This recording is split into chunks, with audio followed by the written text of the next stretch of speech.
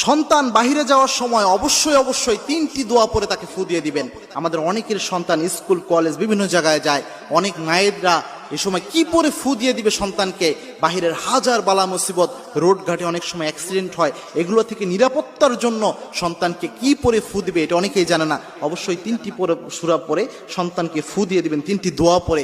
এই 3টি দোয়া রাসূল সাল্লাল্লাহু আলাইহি ওয়াসাল্লাম নিজে প্রেসক্রাইব করেছেন এবং অত্যন্ত অথেন্টিক হাদিস, সহিহ হাদিসের মাধ্যমে এই 3টি দোয়া প্রমাণিত। রাসূল সাল্লাল্লাহু আলাইহি ওয়াসাল্লাম, সাহাবা একরাম এই 3টি আমল করতেন। প্রথম যে দোয়াটা রয়েছে এটা তিরমিজিতে হাদিস এসেছে, রাসূল সাল্লাল্লাহু আলাইহি ওয়াসাল্লাম নিজে বলেছেন।